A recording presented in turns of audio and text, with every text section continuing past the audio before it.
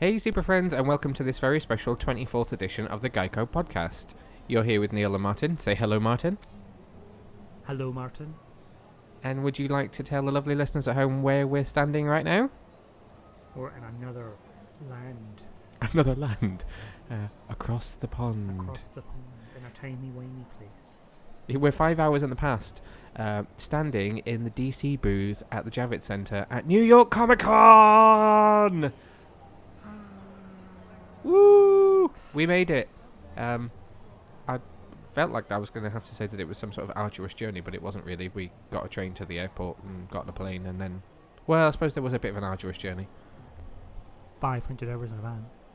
Yes, our journey from the airport to the hotel was a little bit long, wasn't it? But we're here, and behind me, I have a whole bunch of costumes from Birds of Prey. I can see Renee Montoya, and Harley Quinn, and Huntress, and Black Canary, and somebody who they say is named Cassandra Cain. I say that because I don't really feel like she's very Cassandra Cain. Why not? She can talk. Oh, okay.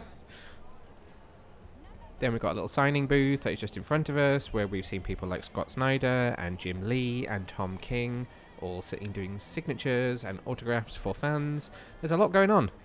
But before we tell you all about New York Comic Con, let's travel back across the pond to ourselves at home, probably feeling very jet-lagged, to update you on this week's news. So we got a few news stories to tell you about this week. I think the biggest of which is the first full trailer, should I say, for Warner Brothers' Birds of Prey and the fantabulous emancipation of Harley Quinn. Is it not of one Harley Quinn? I'm not sure. I keep saying of Harley Quinn, but I think it might be of one Harley Quinn. Or just Bop? Bop, yes. You could call it Bop for short. That's what it says on the whiteboard over your head. Bop trailer. I'm going to play it for you, and then we'll have a little bit of a chat about it. You know what a harlequin is? A harlequin's role is to serve. It's nothing without a master.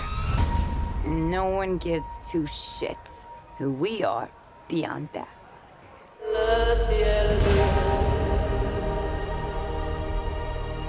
The Joker and I broke up.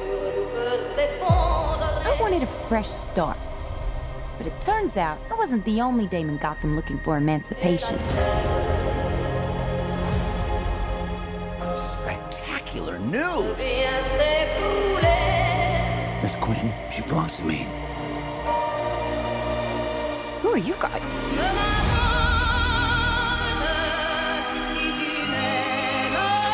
Here's the deal, Quinn. You need me!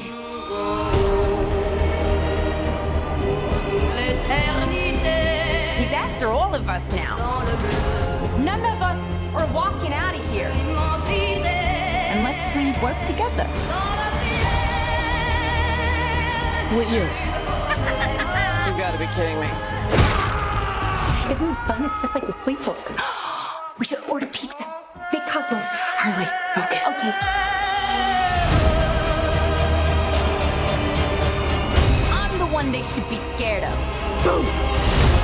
Not you, not Mr. J, because I'm Harley freaking Quinn. Woo! Who's having a good time? Get ready, ladies.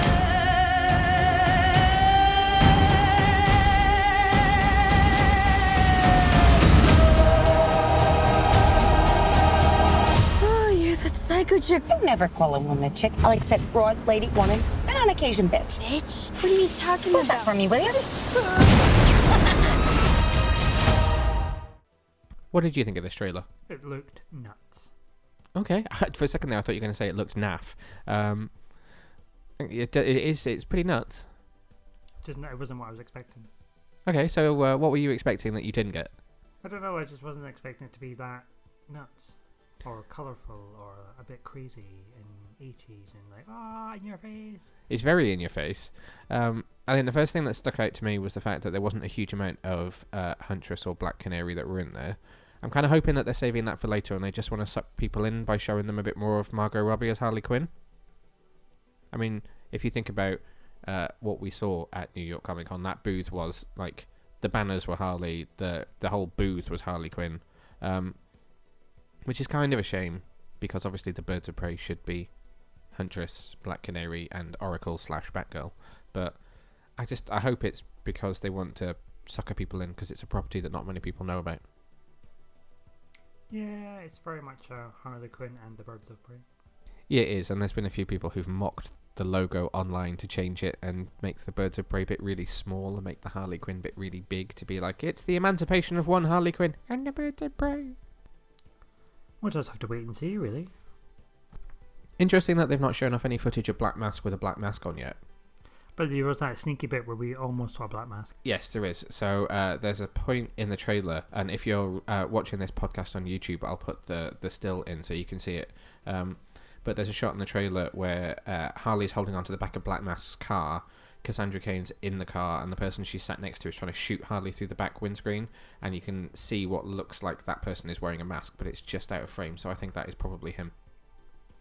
Interestingly, the Funko Pops that we saw at New York Comic Con also, there were 2 pops of Black Mask, and he wasn't wearing a mask in either of those either. Oh, maybe they're going to keep it secret. I'm hoping they're keeping it secret. Not going to do a Shazam. There's a funny shot in Shazam? Well, the Shazam kids were out before the film. I'm with you now. There is a funky shot in the trailer where Ewan McGregor's kind of going a little bit mad, and it's cut quite quickly, where it's him just kind of leaning against a wall, but the portrait on the wall is a person with their face completely blacked out, which I think is a little bit of a nod. There seems to be a lot of people that are also afraid that Black Canary is not going to have her canary cry. Again, I think there's a really subtle little hint in there that there's a shot when she's in Black Mask Club singing, and the shot is her kind of blurred in the background, and it's focused on a martini glass, and the liquid in the glass is vibrating, it's kind of rippling. So I think that was probably our first look at what will eventually be the canary cry. I won't do it. Okay. Next up I put in the news today, The Walking Dead 3, which we saw... Well, actually, I was going to say we saw a little sneaky peek of at Comic-Con, but you left the room and went to the toilet. Did they show a sneaky peek when I went to the toilet? Yeah, they showed a full trailer in the time that you went to the loo. Oh, God, it was quite a long way away.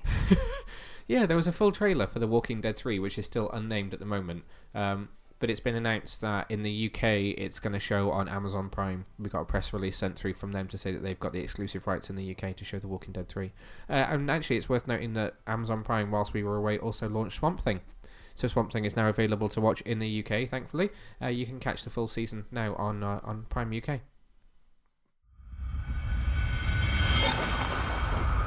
It's called Monument Day because we are all monuments to the past.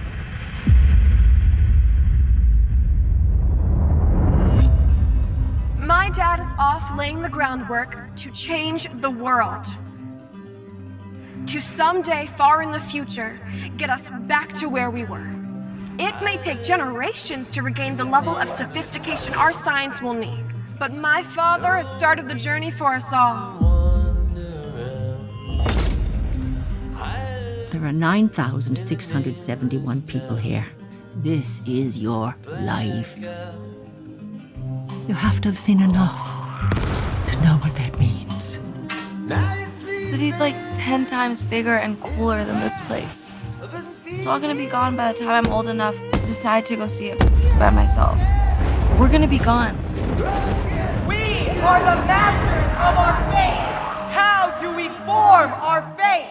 You really think the world's gonna end? You didn't want Dad to go, but he went, and now he may be in trouble. If we get there, I mean, what's gonna happen? If we get there, we'll be different. We'll be ready.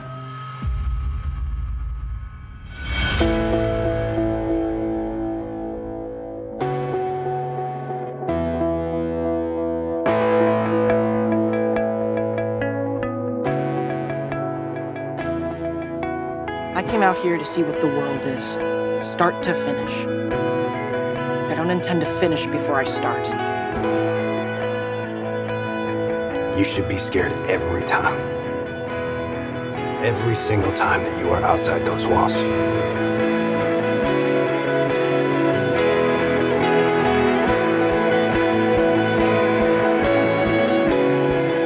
I need to make my life count.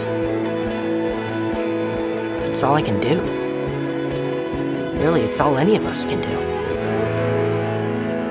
We are the endlings.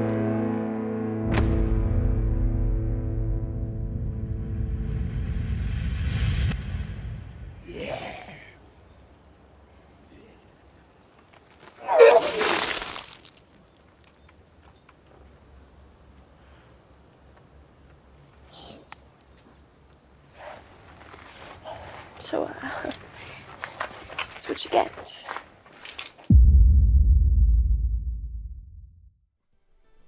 It was an interesting looking show, actually.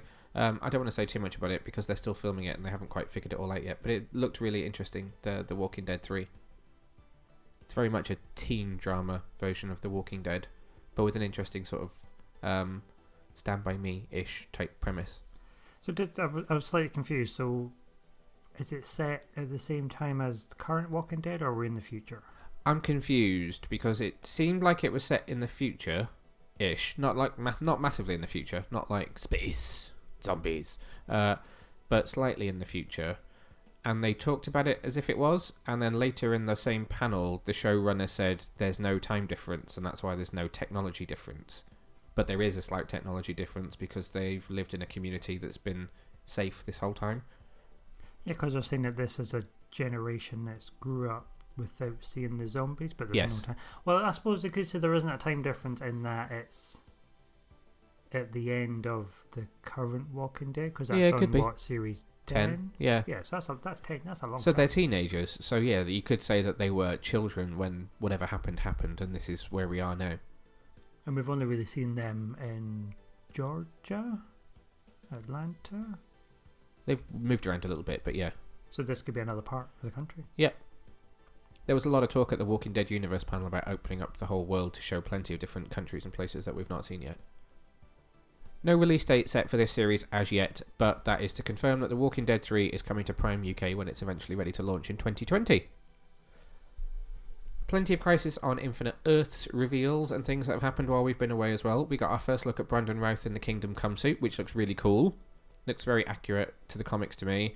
We saw a bunch of photos of him. So we saw the first picture of him, a couple of stills that Brandon Routh released. Then there was a still of him on set, stood with Flash, and then also with Tyler Hoechlin in the suit. We've seen Tyler Hoechlin alongside Tom Welling. Not seen Tom Welling in any form of costume yet, other than his usual plaid shirt, but the guy's looking pretty hench.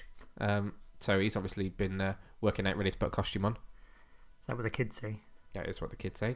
We've also now seen our first look at Burt Ward. He's on set. He's been wandering around walking a dog. Could that be Ace the Bat Hound? It could be. What kind of dog was it? A very big dog.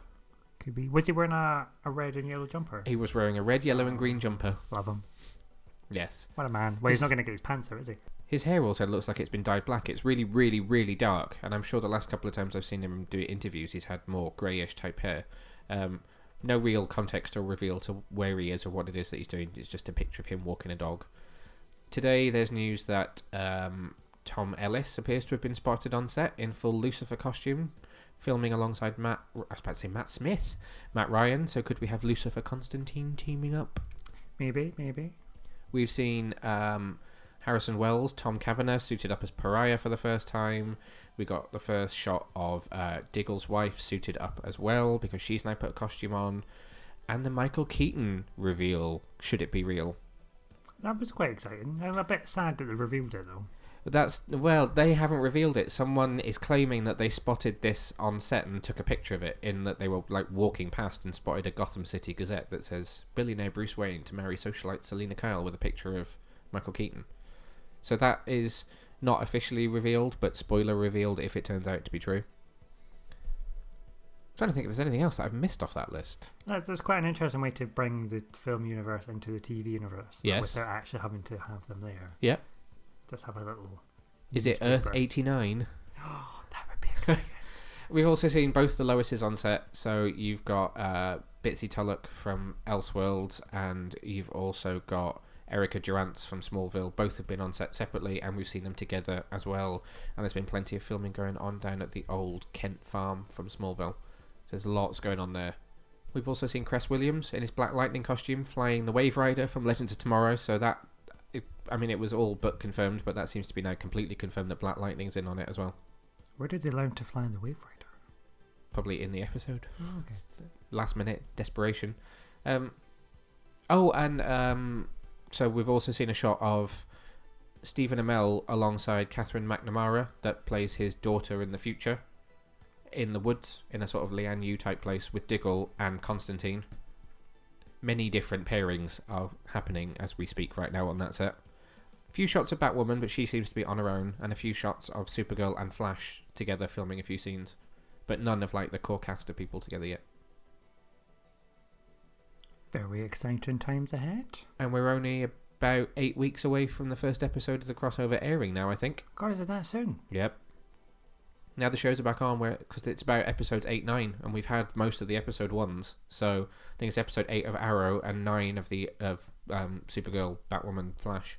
So we are only 8 weeks away from the first episode airing now. Dum dum dum. Dum dum dum.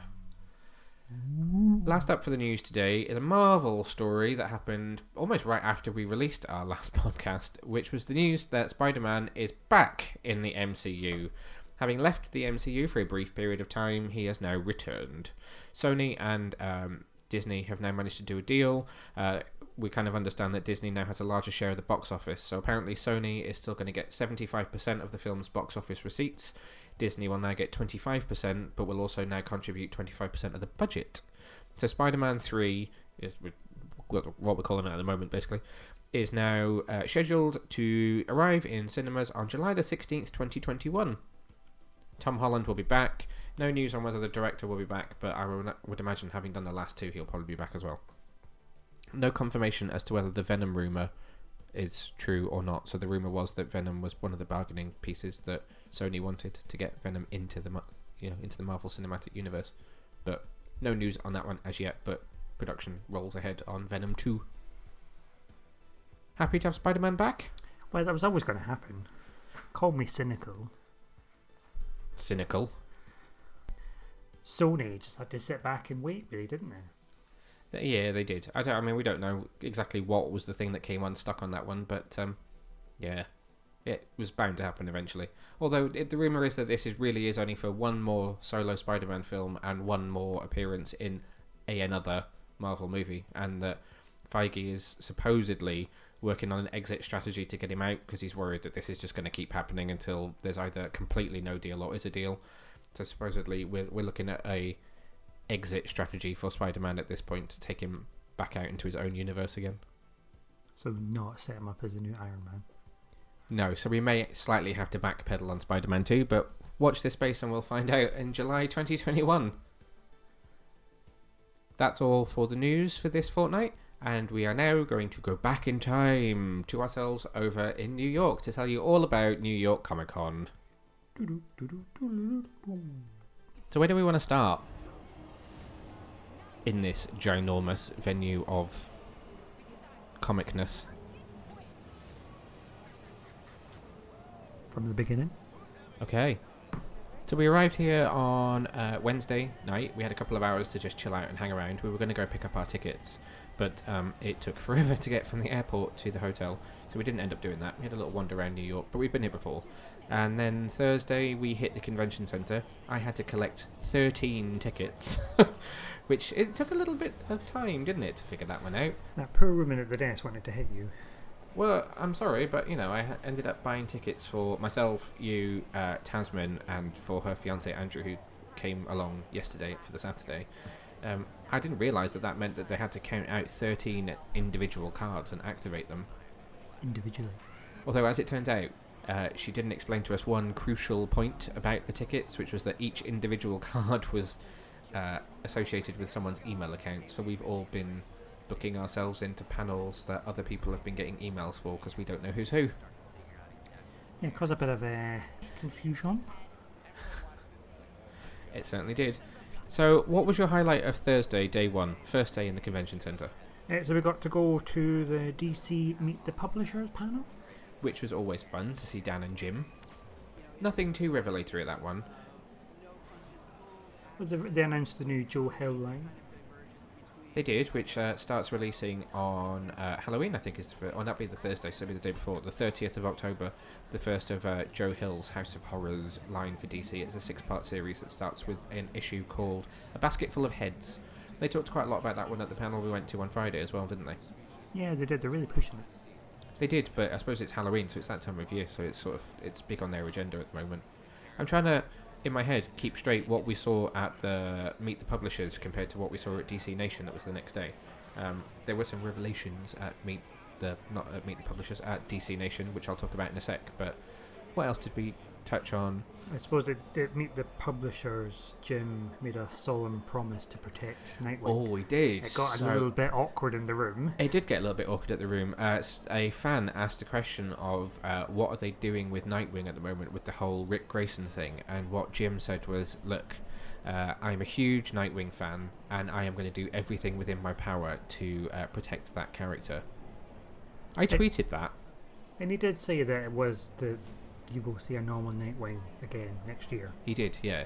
I tweeted it, and someone responded straight away and just said, well, F him. Rick Grayson says otherwise. So, whatever, really, isn't it?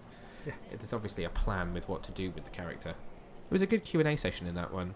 That was also the panel where someone was a bit cheeky and said, "Oh, hi, I'm also a Lee. It's good to see another Asian brother on the stage," and then just cheekily didn't really ask a question and just walked up and asked for Jim Lee's autograph and managed to get a selfie with him.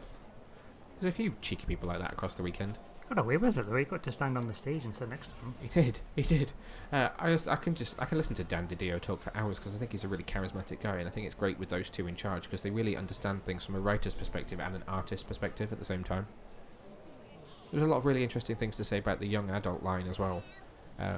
Dan saying that DC see young adult and manga as the two biggest parts of the industry that are growing, and so they want to push their characters into those areas to try and help expose new people to them. Yeah, so they talk heavily about the Raven series. Yes, which I was going to talk about in this podcast, but I've got a funny feeling that we maybe won't have time given everything else that we need to talk about, so I'm going to park that one for the next podcast. But if you want to read my review, it is up on the website now. So what about the Friday? What happened on Friday? Friday we went to DC Nation. So that was hosted by Dan DiDio. We once again had Jim Lee, but also on the panel were Batman artist Tony Daniel, Tom King was there, Hugo Award winner Nora Jameson, who is writing a new Green Lantern young adult graphic novel. You had Batman Damned artist Lee Bermejo. I think that was it. That feels like that was it. Yeah, that was everyone. That was an interesting one. That was quite a funny panel, really, because we had to endure poor Tom King being made to draw for the entire of the panel. Oh, he's not a good drawer.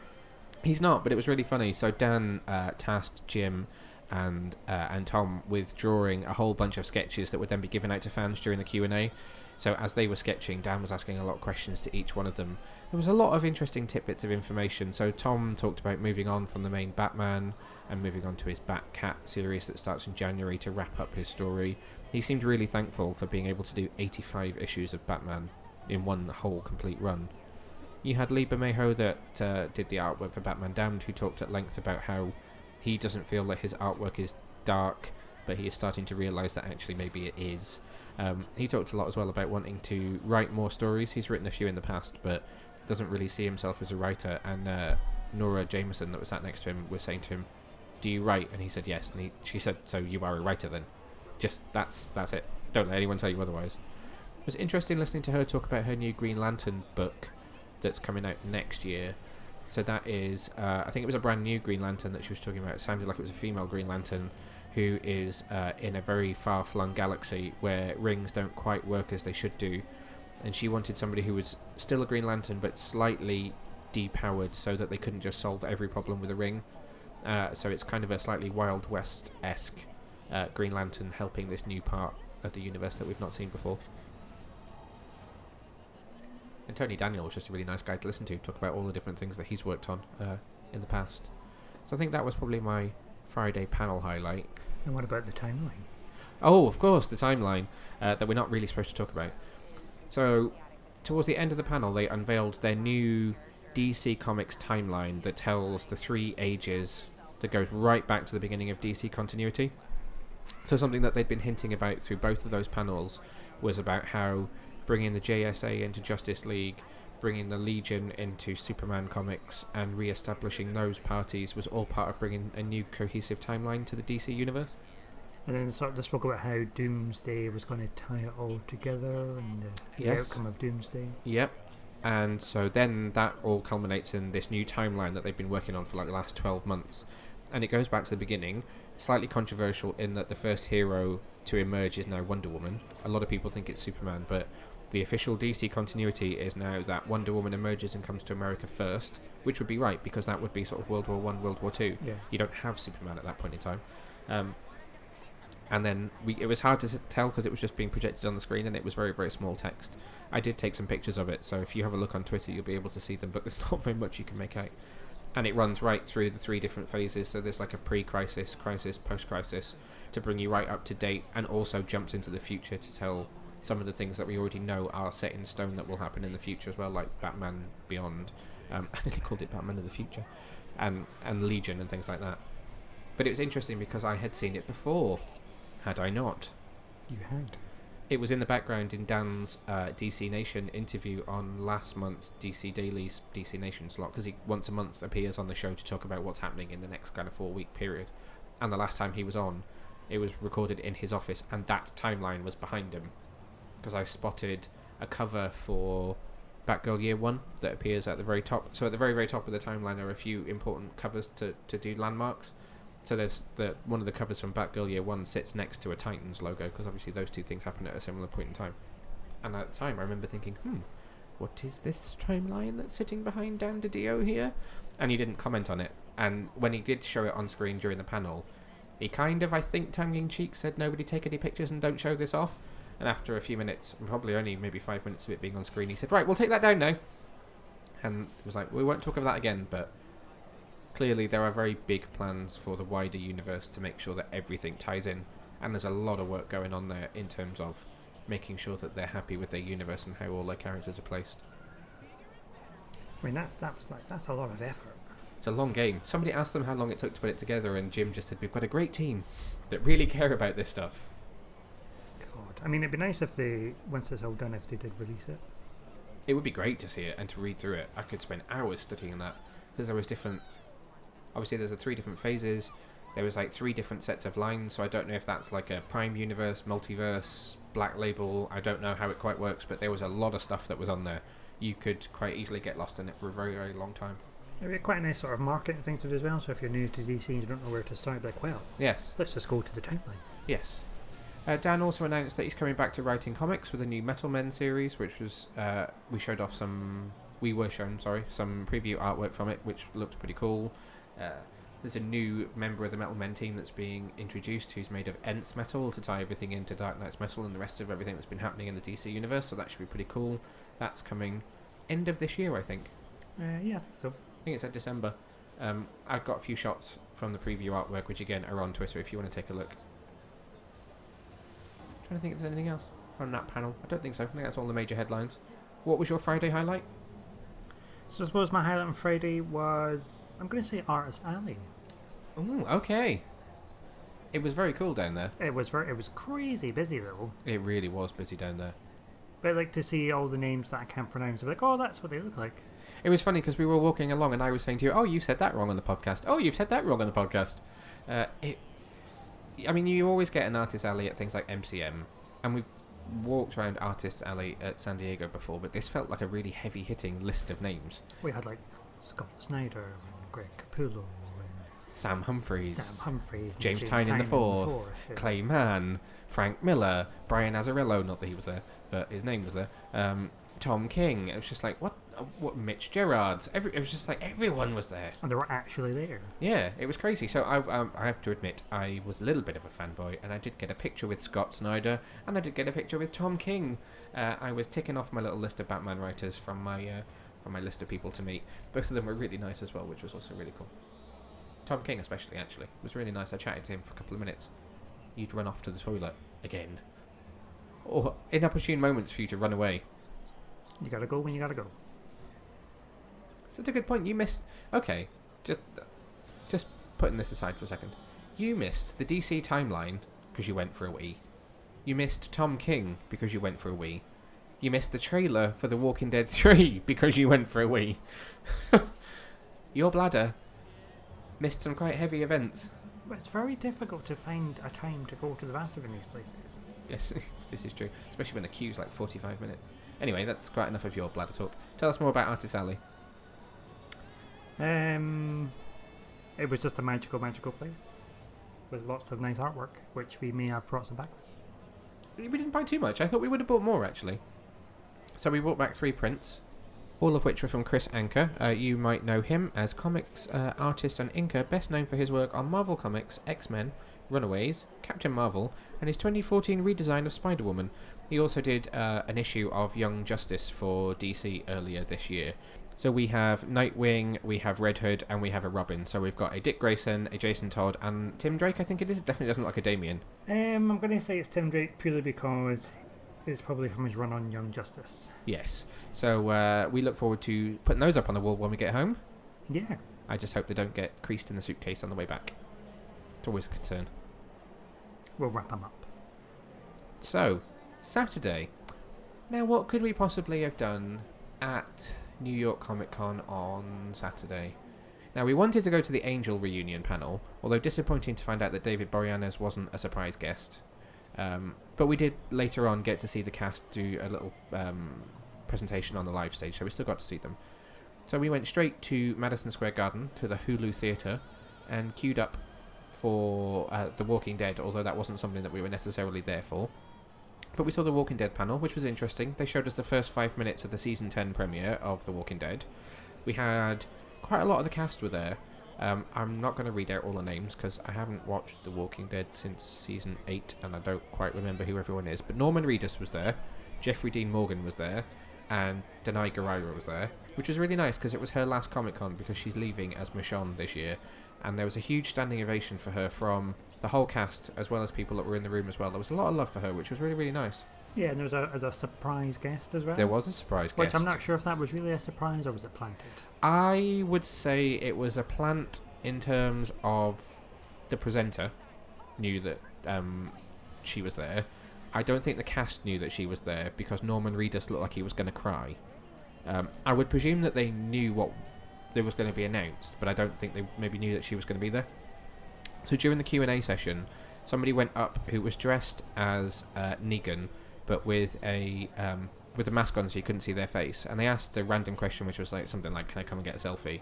So they bring the person up on stage, drop goes the mask, and it was Maggie. Yes. Lauren Cohan surprised everyone by turning up on stage and announcing her return to the series during Season 10.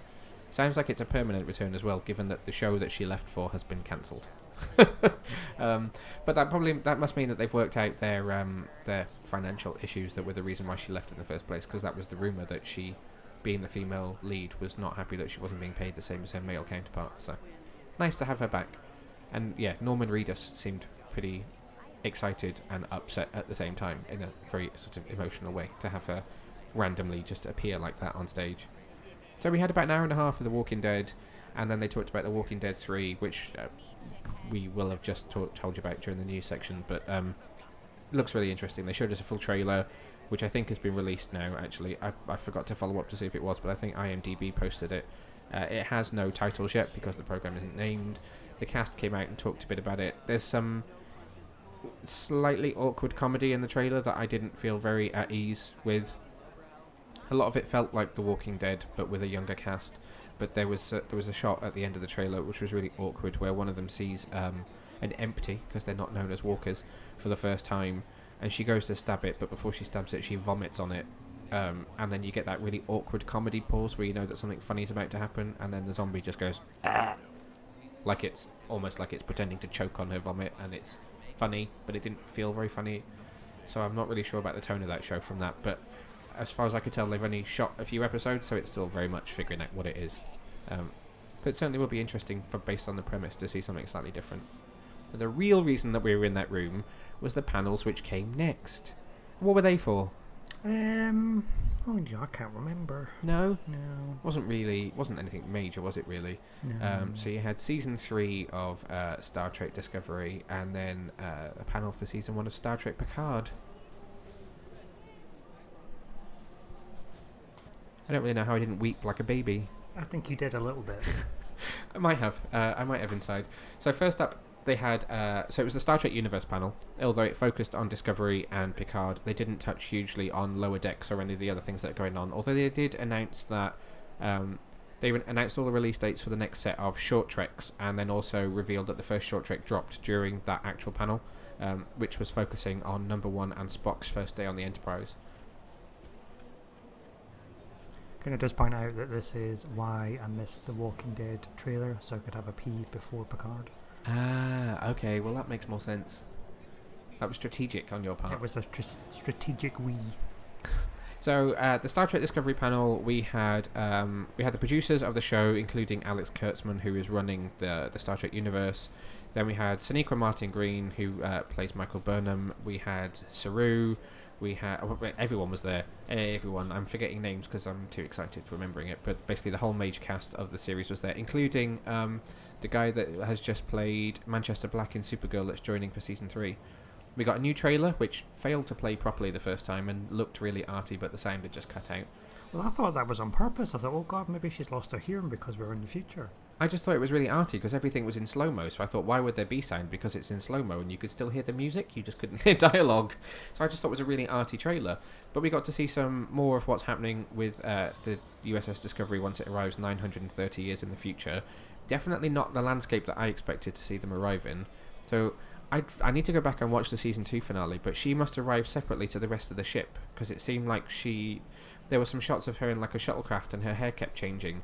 Like, well, yeah, isn't that what happens at the end of the last season? She gets sucked through in that angel costume. She did, didn't she? And then they go and get her, or they get pulled in after. So there's obviously going to be a little period of time where Burnham has to try and find the Discovery and meet them, and possibly doesn't even know that they're there. She might feel like she's in this future on her own, and then they get reunited. The Federation definitely don't seem to be the driving force of the universe anymore, do they? Well, I suppose this is the future where the big bad has come from and has destroyed everything. It could be. Because it's that AI that... Well, no, the thing is, though, that future, all life had been wiped out in the galaxy, so it can't quite be that. It must be the future that they've created by wiping it out. Oh, it's all getting a bit timey-wimey paradoxy. But certainly the Federation seems to be more of a legend than a omnipresent force. Yeah. Because you saw a Federation flag, and it seemed to be almost being revered as something mythical, and that they were something to be beholden to, that they'd now arrived. So that's going to be really interesting to see. They were a really nice cast. They all seemed to get on really well. There was a huge round of applause for Sonequa Martin Green when she arrived, and basically any time she spoke. Must have been really interesting for her being on after The Walking Dead as well, being that was where she came from. But it was a cool panel. I have to admit, though, as much as it was exciting and I loved seeing that trailer, and I got to run up to the stage at the end and take a really cool photo of them all from really close up, I was feeling pretty anxious about what was coming next, though. I'll tell you what, before we talk about what came next, why don't we play the trailer for Star Trek Discovery Season 3 so you can have a listen to it yourselves?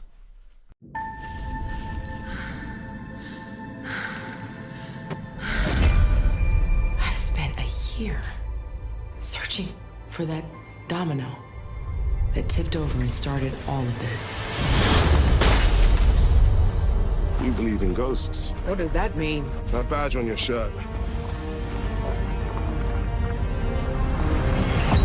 I watched this office every day, believing that my hope was not in vain. And that hope is you, Commander Burnham.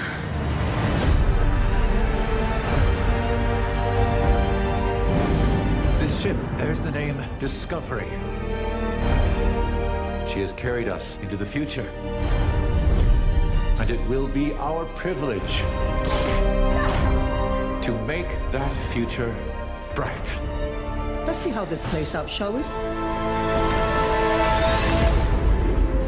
Where will you go? Wherever the answers are.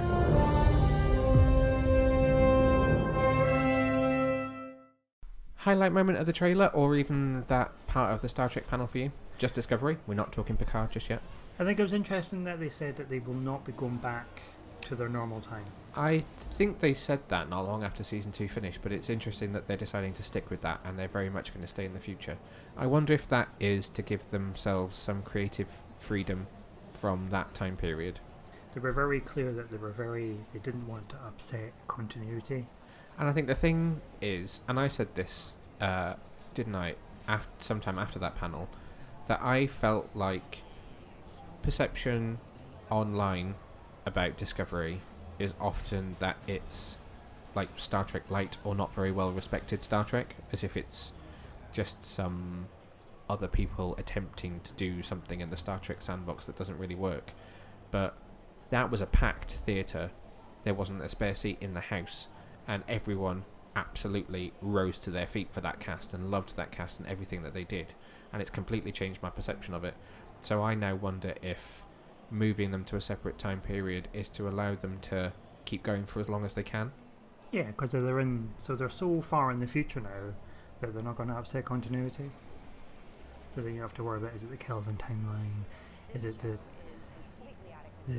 TV timeline? And people can say, can they come up against the Borg? And instead of just having to say no, they can say, well, maybe, if the Borg still exist in this 930 years in the future timeline. Which I'm sure they will. But I would just like to point out that where is the Time Starfleet Federation? The Temporal Federation, is that what they're called? Or something like that, yeah. Because when Janeway started messing around in time, they were on her case. Yeah, that's a fair point. USS Relativity was on her like a rash. You should have gotten up and asked that question during the Q&A panel. I don't want to be that person. Excuse me, in episode 164... Somebody... Did you pick up that somebody said that to Patrick Stewart and then said, no, I'm joking, I'm not really asking you. Yeah. Cool, very, very cool panel. One of my favourite panels I think I've probably ever been to. Followed by a panel, which is my favourite panel I've ever been to, not including Kevin Conroy, which was Star Trek Picard. So once again, executive producers came out on stage and were then joined by the cast.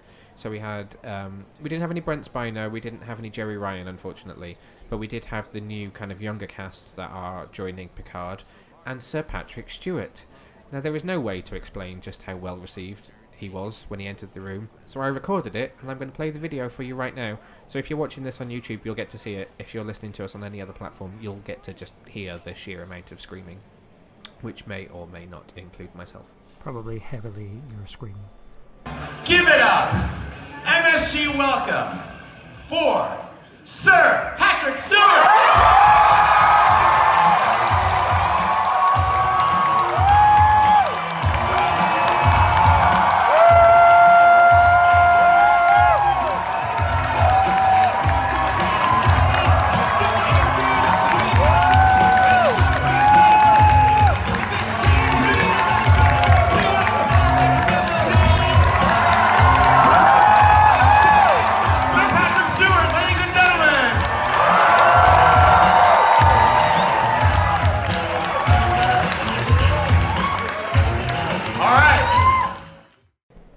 So this panel, I felt this panel was possibly a little bit less cohesive than Star Trek Discovery, just because anytime Patrick Stewart did anything, there was just a deafening scream that went on for about 5 minutes.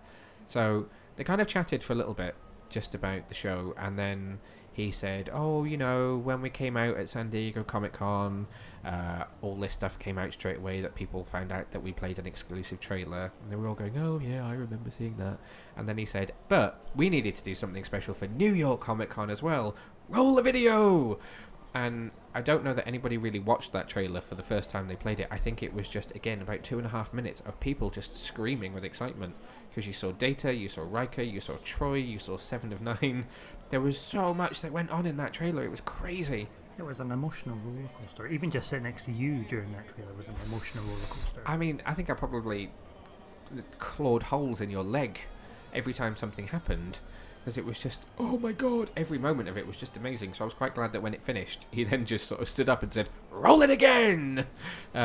So, in honour of Sir Patrick Stewart rolling it again, here is the trailer 2 for Star Trek Picard, which is now confirmed to premiere on January the 23rd on CBS All Access in North America.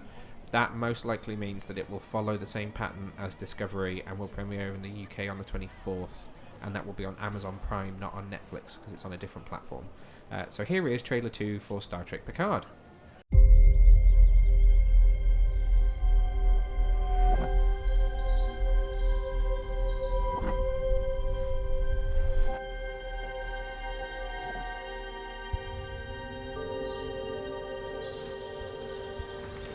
Would you like to finish it, Captain?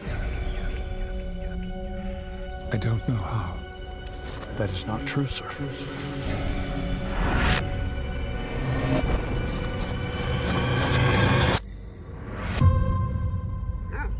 Oh, it's all right, number one. I came here to find safety. But one is never safe from the past. Please, sir. Someone's after me. I have an appointment. Your name, please, sir? Picard. P-I-C-A-R-D. It's nice to see you up and around again. We have an obligation to investigate. There is no we, Jean-Luc. Admiral, I am standing up for the Federation, for what it should still represent. This is no longer your house, Jean-Luc. Go home. I have to help her. You really want to go back out into the cold? More than ever. I have a plan. Another top secret, unauthorized rescue mission. This is everything that ever mattered to me. I'm going with you. I need your skill and your courage. The past is written. But we are left to write the future. Hold on.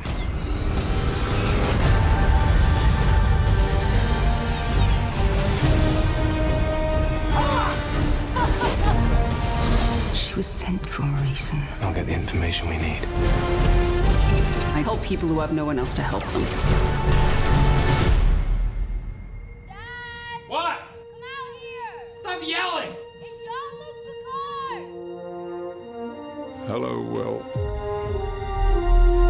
Jean-Luc.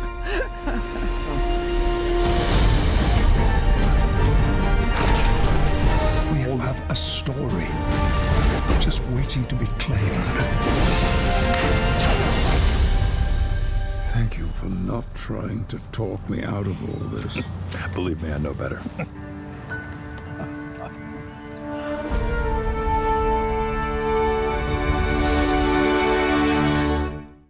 There's just so much in this trailer.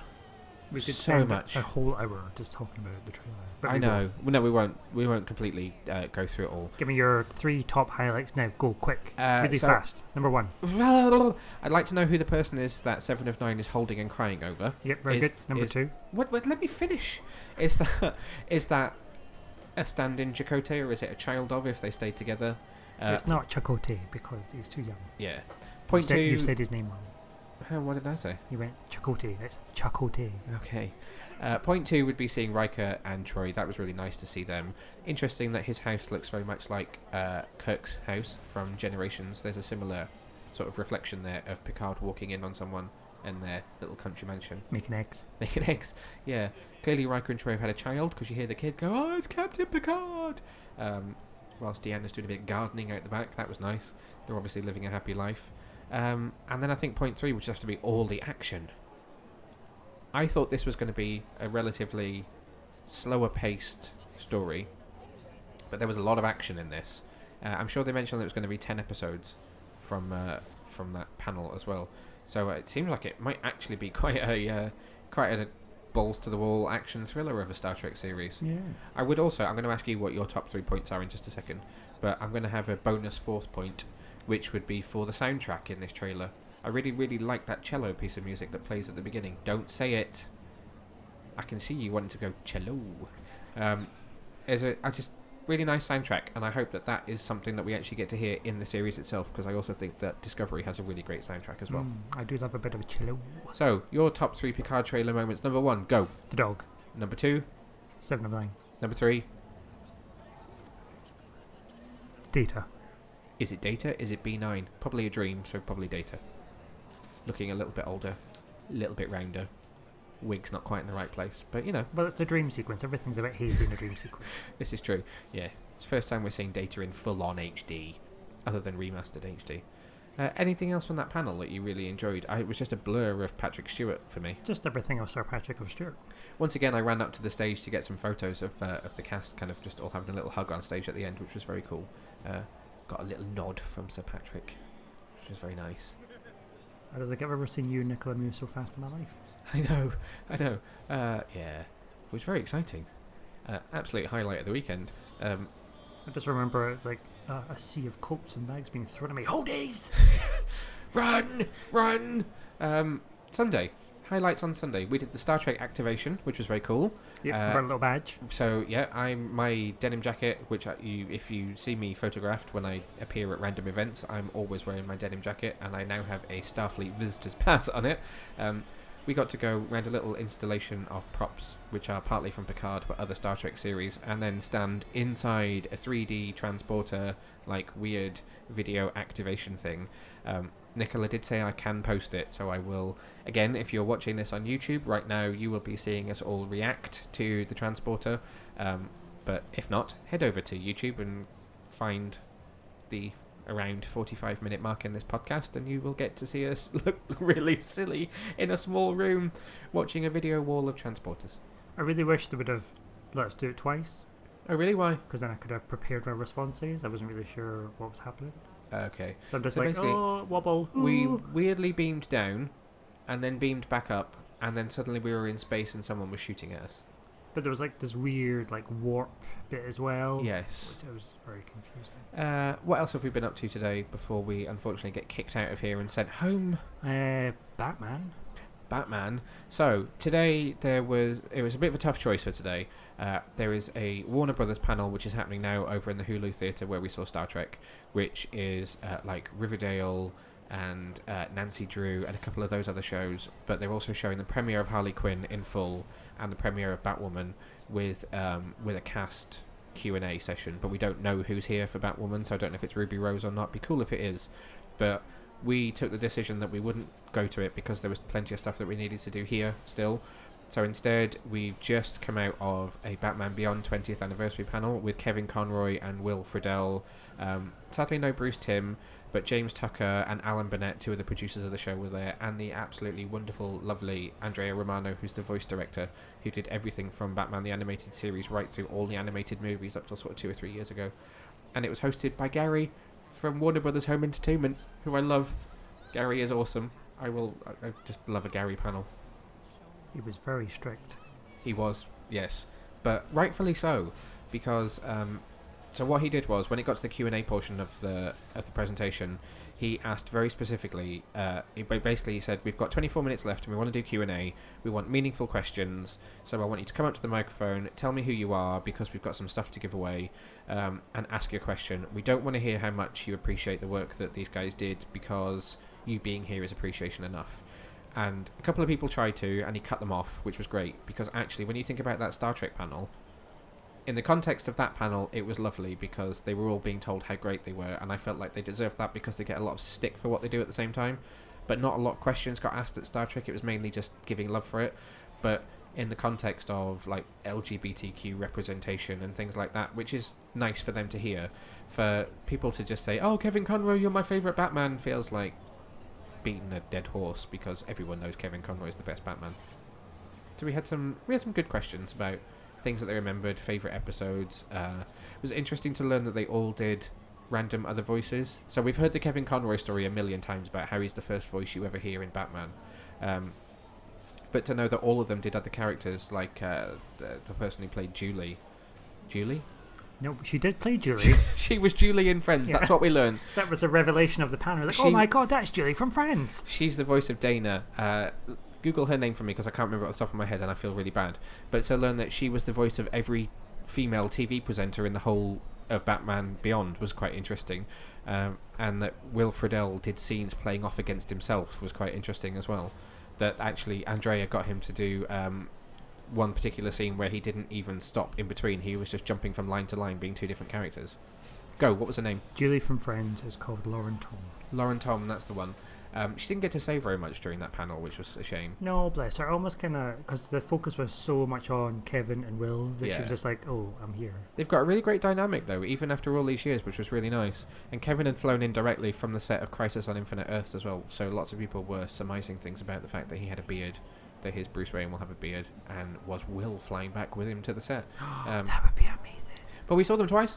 We've seen them twice today, because they were on the live stage earlier. They were on right before the Angel cast. Which was also fun to see today, actually. I quite like that. Highlight of today? Probably the Batman panel. Time is running out. We get kicked out of here at 5 p.m, so it's nearly time to go home. Precious shopping time. I know. One other thing that was really cool, there was a surprise Warner Brothers theatrical signing. We didn't win the lottery to go to it, but we saw what happened, basically, which was that it wasn't hard to guess what was going to be the signing because you had the Birds of Prey costumes already in the booth.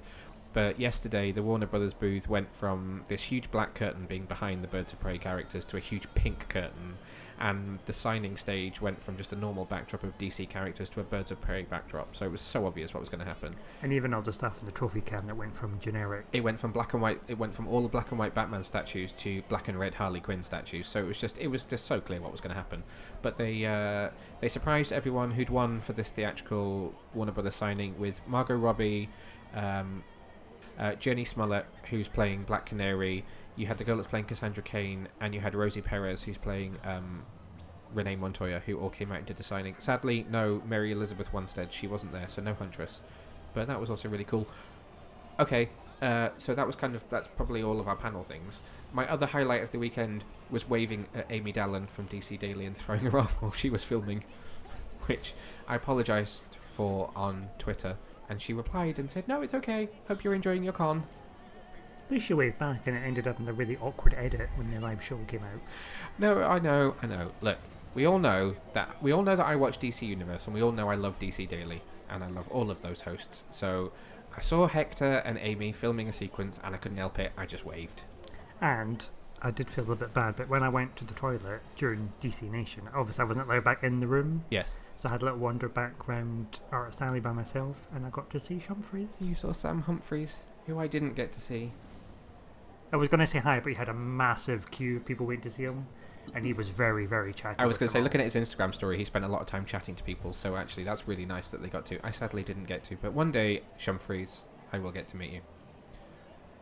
So tell me what were your highlights of the convention outside of the panels. So show floor, cosplay, outside stuff like the DC Universe HQ, stuff like that. What were your highlight moments? Number one, go. DC Universe HQ.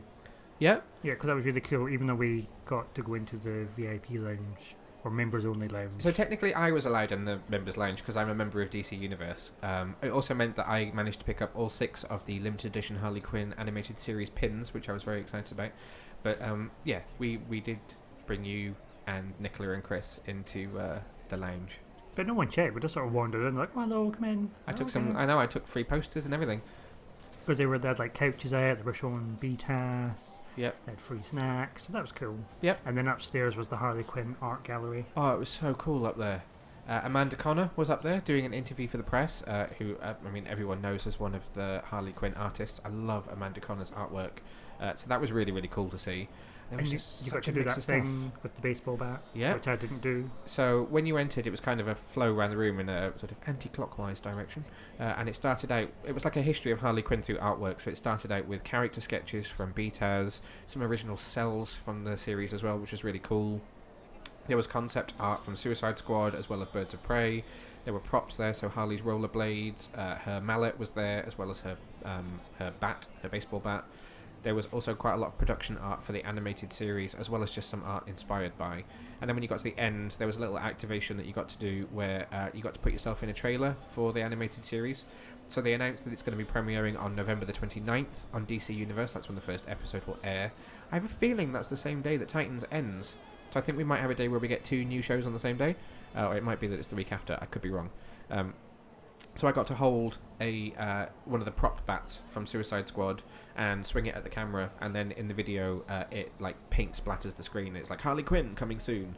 And I got a compliment from the guy that was filming it because I turned the bat round in my hand so that the like goodnight bit that's written up it actually like hit the screen, which was very cool. Bearing in mind the guy before you oh destroyed my god, the set. I was so nervous because of that. And that's the reason why I didn't do it, because I thought, oh god, I'm going to do that, I'm not going to do it. I don't normally do stuff like that because I am quite nervous around people I don't know like that, surprisingly. But I was like, no, I need to do it because I never do these things, and it's like this is an opportunity not to be missed to swing Harley Quinn's bat. And then I was stood there and the guy before me swung it properly like he was in a baseball match and absolutely smashed the green screen that was behind it. It wasn't the green screen, it was the light above his head. Oh, was it? I thought he'd hit the metal frame that the green screen was attached to. No, it was a giant light because it was swinging afterwards. Oh. But then the guy handed me the bat, and I presumed it being a movie prop, it would be like not like a styrofoam version, but you know, like something that you would make out of part of your cosplay. You know what I mean? Like a foam version. And then it's just painted to look real. It was actually a real baseball bat, which was why I nearly dropped it, because it was so freaking heavy. Based on the damage the man did before, yeah? Yes. it was proper, and it was very, very proper, and it was very, very heavy. A Pennyworth placed there. Proper bat. Yeah. Bloody hell. I'm glad that was one of your highlights. That would be one of mine as well. Anything else? Other highlights, the DC booth, because that's always a happy place to be. Start and end every convention at the DC booth. I think I've got like 50 million badges. We'll be giving some away in a future podcast. 50 million pinpricks in my fingers and scoop them up. Yep. And what else? Just the convention floor, I think, because it was just mad. I think it's probably the busiest convention I've ever been to in my entire life. I used to think San Diego was mad, but this was like mad. It's more people than San Diego, and not necessarily a bigger. Yeah, I think I would still say San Diego is my number one convention in the world, but this was something else. The fact that it's split level as well. There was 4 floors? Basement level with artist alley, main stage queuing and panel rooms. Entrance hall with food and DC. Then up to main convention floor. Then up again to the Sci-Fi Wire Lounge. It was 5 floors because then it was up again to the Cosplay Lounge. Yeah, it's big. Very big. Very cool building. Very, very cool building that I realised we've walked past before when we've done the High Line in New York, but I've never realised that's where it was. Ooh, I think my find for the holiday has to be the Hocus Pocus Funko. Yes, we picked up the 3-box set Hocus Pocus of the Sanderson sisters with their wands, which is... No, it's not with their wands, he's shaking his head at me. They're brooms. And in one case, you should know it's their brooms because for the last 5 days we've watched Hocus Pocus because it is on ABC Family every night. Freeform. Yes, Freeform's 31 Days of Horror featuring 30 screenings of Hocus Pocus. $40 here, £90 back in the UK. So not bad. What a bargain. Yes, thank you, New York Comic Con. My highlights, waving at Amy Dallin. I was about to say Hocus Pocus badges. Harley Quinn badges. Birds of Prey Funko. They look pretty fun. Gonna look out for those being on the shelf next year. God, I think I've just loved all of it, apart from how busy it's been and how much I've walked. I feel like I've walked like 20 kilometres a day for the last 4 days while we've been here. Definitely going to need a lie down for the next 3 days before we go back to London. I agree. Right, anything else that you want to say about New York Comic Con? No, I think we've covered pretty much everything. We're ready to jump back into the future. Yes. Okay, so we are... I feel like Doc Brown. We've got to go back to the future. We will sign off from here in the Javits Center in the wonderful DC booth. Thank you for an amazing New York Comic Con 2019. We might be back next year. Maybe we'll be in San Diego. Maybe we'll go somewhere else. We shall have to wait and see. But to round things out, we're going to park our usual comic book review, and we're also, at this rate, we're going to have to talk about 6 episodes of Titans the next time we podcast. Oh God, I think we could spend about 5 episodes talking about it all now. Yes. We will also park Batwoman that we will be watching tonight, and we are going to talk to you about Joker, and that is going to be it for us this week. So, signing off from New York and sending our consciousness all the way forwards in time back to London, here's the trailer for Joker. Arthur, does it help to have someone to talk to?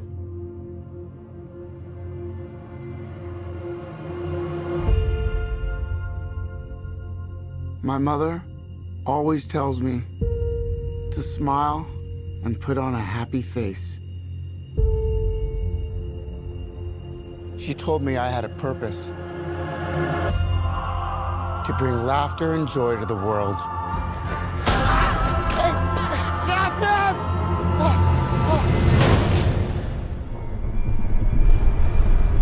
Is it just me? Or is it getting crazier out there? Smile, though your heart is aching. Smile, even though it's breaking.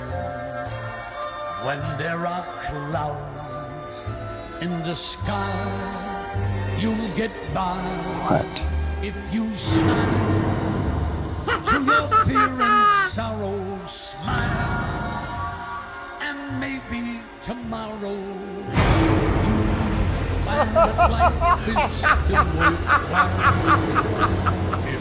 What's so funny? freak!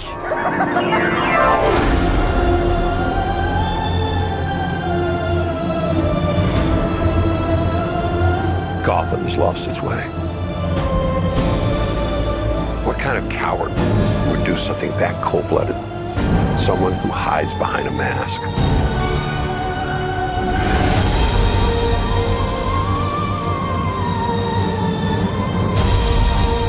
I used to think that my life was a tragedy.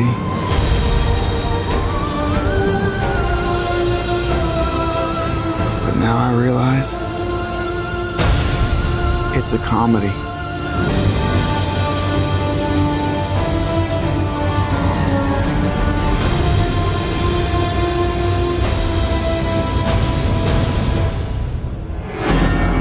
If you just smile.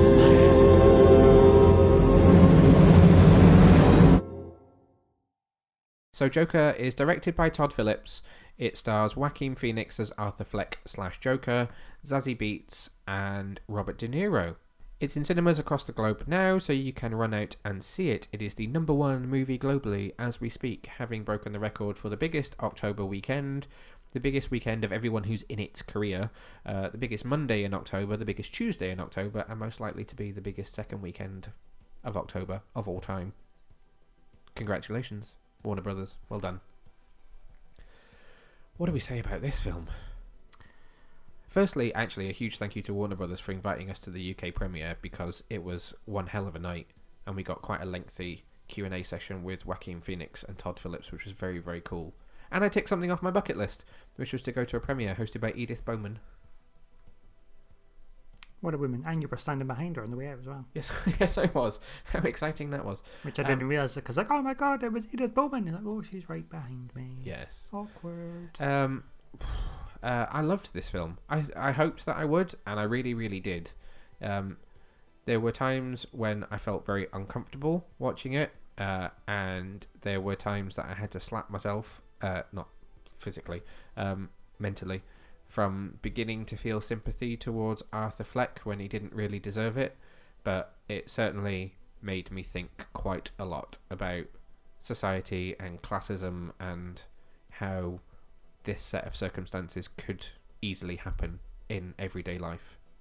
However, I would like to point out that in saying that, I don't think it can incite violence in any way, shape or form.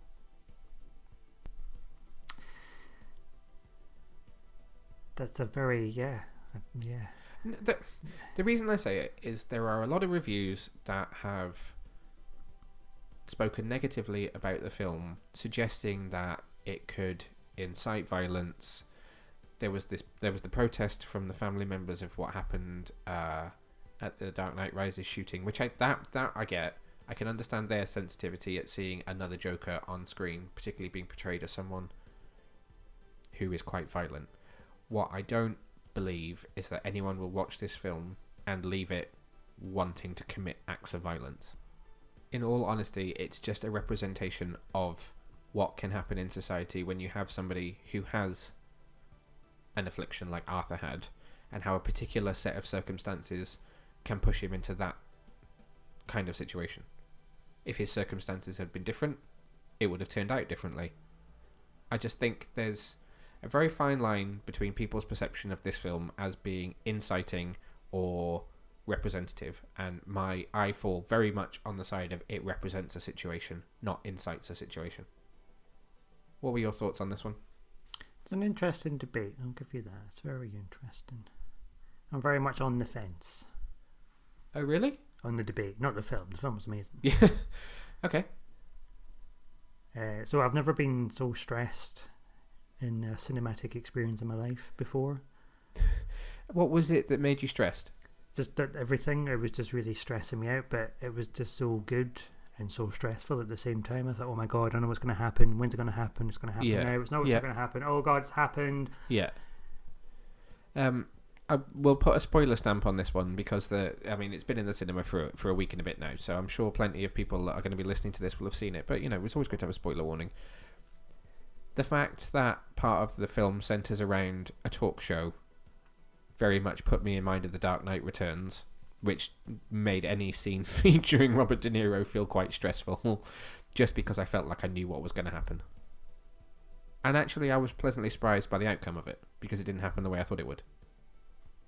Yeah, I mean, it was just the whole thing. I mean, it was done very well, because the film is a slow. I mean, when the director came out before it started to introduce the film, said, "Oh, look, guys, keep an open mind. It's a slow burner, but it gets there. Yeah, and you won't be disappointed." Yeah, which is all very true. It is a slow. I suppose it is a slow burner, but it's not really a slow burner. It's a slow descent into becoming the character. Yeah, yeah, definitely. And you can see how he gets there based on all the decisions that's happened throughout his life, and how the psychology behind that's underpinned that. Yeah, it's very. I mean, it's downbeat from the opening scene. I was very surprised that opening scene is the one that's in a lot of the posters with him holding his mouth into a smile.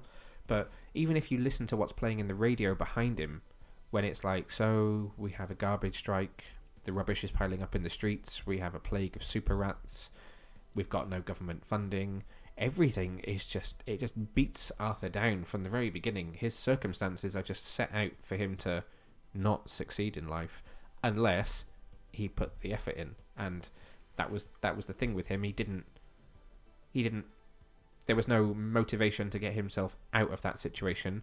He succumbed to it, he let it get on top of him, and then it continued to pile up and pile up and pile up, and he kind of had, I'm going to do this in air quotes, no choice but to come to the conclusion that he came to. Well, I suppose it's not really that he I wouldn't say that he let it get to him, because, well, they just kept beating him down, and he had there was no way to get away from it. There was really no hope for him, really. No. So even though he was trying to get better, he was on medications, he was getting support, but as a sort of a nice sort of link and sort of political jibe, really, about mental health services and how there really isn't any funding for mental health. And for that scene where he goes to see his therapist and says, "Look, I'm really sorry, Arthur, but they've shut us down, there's no money, you're going to have to go away." Yeah. And he said, "Where am I going to get my medication from?" She's like, "We're shut down, Arthur, that's it. Yeah. No more medication." And that's very interesting to look at that from a sort of American point of view, where that is what it's like. Well, yeah, exactly. You would kind of hope that wouldn't happen here, because we have a national health service, but in America, if you can't afford it, you can't afford it. But even here, when you look at mental health services, people go hundreds of miles just to get a mental health bed because there isn't anything locally. This is true. I'll get off my NHS high horse. No, it's fine. I mean, even the scene where he says to her, "All I have is negative thoughts and you're not listening to me." I think you're right, actually. There maybe was a moment there where he could have, if someone had just listened to him, maybe he would have dug himself out of it, but it just wasn't there. I suppose you could always slip it in her head, was she not listening to him, or was she listening to him but not wanting to hear him? Because if she was to hear him, what we should do about it? Yeah, there are no resources to do anything about it other than being admitted to Arkham. And that doesn't really solve the problem. Yeah. It just moves it somewhere else. Oh, I feel all hope and light just draining from me, even thinking about it. Good job, we're going to see it again in a couple of hours. Wow. Highlight moments? I don't think I can really say there was highlight moments. I think there were moments in the film that were really well done. Yeah. Nothing made me feel like, oh, that was really good. I'd like to see the connotation between the character of Arthur and the character of young Bruce, and how they come on a journey together. Yes. And they arrive at a point where we expect them to be at. Yes. I was surprised by a certain twist that happens at the end of the film. I was glad by how it happened, and I was glad by the characters who were involved in it and or weren't involved in it.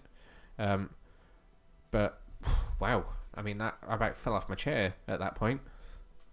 But when Joker rose up on the car bonnet at the end, you could feel the film kind of galvanize everything it had said, and he rose up, and that was a happy moment for him. That was the moment I think he found who his true identity was. Even though he'd earlier in the film said that to Robert De Niro's character, "Can you introduce me as Joker?" I don't think that was anything more than Arthur still playing a character. I think he very much was playing different characters throughout the film. But when he rose up on that car bonnet with everyone cheering around him in their clown makeup and their clown masks, with Gotham completely burning around him, I think that was the moment that he suddenly realised who he was. And that was truly terrifying. Yeah, because I suppose the whole thing throughout the film was him saying that nobody knows who he is or he doesn't exist. But in that moment, he's got hundreds and hundreds of rioters raising him up on a platform of the Joker. Anything that you weren't particularly keen on in the film? The whole film made me feel really uncomfortable, but in a good way. Yeah. If that makes sense. I wasn't so keen on that last scene, which has comedic value, but I just felt wasn't possibly necessary after that rising up moment. I felt like it could have ended on him rising up, and you would have just ended the film with a movement being kind of born. I wasn't really sure what that final scene stood for in terms of the context of the whole story of the film. Yeah, it was interesting. I mean, I suppose either way. Symbolically, it was obviously something because everything was white. And I know it was Arkham, and you could say it's a white padded cell, but that scene looks completely different to every other scene in the entire film. And I'm not suggesting it's a reshoot or anything. It's very different and stands for something that I just don't quite know. Maybe it'll make more sense to me when I've seen it again, but I just don't quite know what that was about, other than the comedic moment of him running back and forth in a sort of Benny Hill style with people running after him. Yeah. There was one other shot which I felt, for some reason, again, in that first viewing, felt forced to me, which was young Bruce standing over his parents. We'd seen them we knew who he was, we knew who Thomas Wayne was, we knew what he stood for, we'd seen them be shot, so we'd had the Batman origin. I just wasn't sure why we then needed to go back to it several minutes later to see him crying over his dead parents. For some reason, on first viewing, to me, that I felt like I could hear someone at Warner Brothers saying, let's just make sure we've driven home the point that this kid is now going to be Batman. Well, I suppose because at the end flips to the Joker on the car and be like, oh, I'm the Joker. Yeah. So I suppose if we're just saying that he's now the Joker, you've now created... Yeah. I think there was sense to it. I wasn't sure that it was necessary. I have to say, I absolutely adore the score. I'm not going to try and say the name of the woman that composed it, because I don't think I can. I have to ask Alexa to say it for me. But the score is absolutely outstanding. I agree that I think there are certain parts of this film that require a nomination for an Oscar. I don't know whether it's quite going to get like a best film or a best director, but I certainly feel Joaquin Phoenix deserves a best actor, and I would suggest best original score for I can say Hilda, that's her first name. It's just a surname I can't do. It's so... Hilda the score lady. It sounds... At times I feel like it sounds like Game of Thrones when I listen to it on its own, but there's just... It's like a down-tuned double bass or a cello or something. It's just very droning and very downbeat and fits the film absolutely perfectly and is creepy as hell at times. I actually... sorry. I know you were just about to say something. I was just going to say I listened to it on the hotel shuttle on the way back to the airport as we were leaving New York. So as we were driving around the streets, I was listening to it, and it felt really quite fitting. Because you were driving through the streets of a very rainy, dark New York. Yeah, it just fit it absolutely perfectly. I ended up taking a whole bunch of photos there on my phone of random derelict-looking buildings because it just all fit perfectly with what I was looking at as to what I was listening to at the same time. Very 2009 of you. Thank you very much. Yeah, we were going to go and find the steps, but they were in a really dodgy part of New York. So I looked it up before we went to New York, and it was New Jersey, wasn't it? It was like Brooklyn No, it wasn't Brooklyn. It was in the Bronx. That was it. And when we Google mapped it, maybe wasn't in the best area for us to just go wandering to look for a set of steps, particularly as I probably would have ended up doing the dance on the steps for you to take a picture of it. Yeah, no, we didn't do that. Any final thoughts on Joker, other than definitely an amazing film, but not one that I can go and see at the cinema 4 times like I normally do with a comic book movie, because I think I don't have the will. Yeah, no, it's not I wouldn't say it's your typical comic book. It's not going to be your Saturday night, let's watch a comic book movie choice, is it? Yeah. This is going to go in my special box with Requiem for a Dream. I need to be in a specific mood to watch this type of film. Yeah, definitely. What would be your scores on the doors? Oh, I think I gave this a 9 out of 10 in my review. You can read my full review. It's over on the website now, getyourcomiccon.co.uk. I gave it a 9 out of 10, yeah. I basically said, this was my thoughts on it. I said a masterpiece for the comic book genre. I don't necessarily feel that it is a masterpiece of cinema, because I feel there are better films in the, Oscar world genre. But for a comic book movie, this is an absolute masterpiece. What would you score it? Probably a 9 as well, actually. It's up there. Just because it's so different to what we're used to seeing from that genre. Absolutely. That is about it for this episode of the GYCO Podcast. I had a funny feeling that we weren't going to be able to cram in all of New York into one episode, so there'll be a little bit more New York when we come back in a couple of weeks. What else have we got to tell the people at home about from New York? We've got Beetlejuice. Beetlejuice, yep. Random Adventures with the Hulks, because we were out there with Nicola and Chris. We also got to see Alex from DC World and Tasman, the aspiring Kryptonian, who were there too. So we've had plenty of random New York adventures. Yep. Ellen's Stardust Diner, your choice of dining venue for one night, which was quite an experience. Yep, it was worth queuing an hour or 4 to get into. Certainly. I've never been seeing so much confetti in my life. No. What else do we get up to? So much visit to Midtown Comics, which you always have to do when you're in New York. The film and movie tour as well, that was always fun. Yeah, we did a film and movie tour. We'll tell you all about this when we come back in a couple of weeks. My shoes are still wet. We've also got to tell you about episodes 4, 5, 6, and by that point, 7 of Titans. So we will have met Aqualad, we will have met Superboy, and we will also have found out, hopefully, what happened to Jason after he was kidnapped by Deathstroke. I say that, we've obviously already watched them, we've just not talked about them. Batwoman will be on TV, so we've already watched the pilot. You can read my review of the pilot episode over on the website now, but we'll talk about that. And I will have been to see Zombieland Double Tap, which is coming up this week. You're still on the fence as to whether you're going to see this one or not, because you're not sure how scary it's going to be. Yeah, I may see it. We've got new competition that is launching next week on the website, where you can win yourself a copy of Wonder Woman Bloodlines on DVD, courtesy of our friends at Warner Brothers. So watch out for that one, which is launching on the 14th. We might also, give away some stuff from New York Comic Con, because we got a bit of a bag of swag that we brought back with us. We do have some swag. Yes, including a signed poster from the team of at Marvel, including Donny Cates. I think that's everything that will be going on in the next couple of weeks. Plenty. It's a very busy time of year with all the TV shows coming back. We will have seen Arrow as well. We'll finally be back by then. That's the only one of the shows that's not started yet. Lots to see, lots to do, lots to talk about. Plenty of comic books. I'm going to finally tell you about Teen Titans Raven by Cami Garcia and Gabriel Piccolo that I've been harping on about on Twitter and Instagram for the last few days, because it's just a revelation of a book, I might say.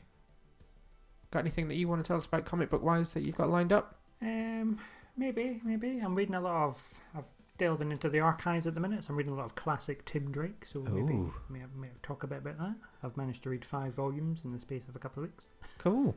We also picked up a few board games while we were away, mulling over the idea of maybe having a bit of a chat about Funkoverse, the board game, because I know we've got a lot of Funko fans out there. Oh, let us know if you want to watch us play a board game live.